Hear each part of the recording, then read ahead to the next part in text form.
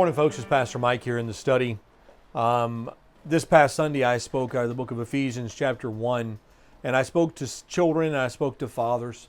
But I just want to kind of give a little encapsulation, if I could, of the counsel I gave to fathers this morning. The Bible tells us, fathers, provoke not your children to wrath, but bring them up in the nurture and admonition of the Lord. And that idea is instruction, correction. It is discipline and instruction. It is teaching them how to walk with the Lord, how to walk out a Christian life. And let me just say, dads, we have a great responsibility of standing there before our family and teaching them the Word of God. I'm not picturing in my mind some kind of classroom setting, but I am very much picturing in my mind sitting around the living room in the evening and speaking about the Word of God to our children, or sitting at the dinner table and speaking about the Word of God to our children, or on their way to bed at night, grabbing a child and praying with them, and doing so intentionally and purposefully and organically as you walk through the day. And let me say, dads, we're not going to do this if we are not walking in the Word of God ourselves. If we're not students of the Word of God, we won't teach the Word of God.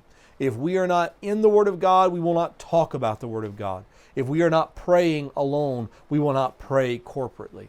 And let me challenge you as dads today, here in this Father's Day week, as we have just passed Father's Day, to take the initiative in your home.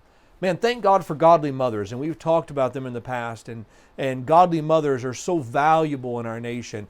But if we need a revival of anything, we need a revival of dads stepping up to the plate, taking the responsibility in their hand of saying, I've been called to lead by example in my home.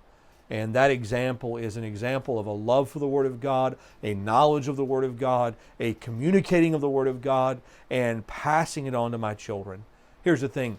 We can't make our children love the Bible. I can't do that. I wish I could. I wish there was some way that I could just make all of our children love the Word of God.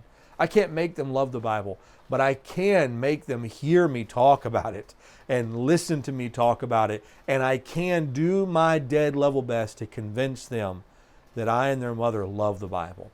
And I hope that we will make the Scriptures in our home inescapable as our children go through their 18 to 19 years in our home.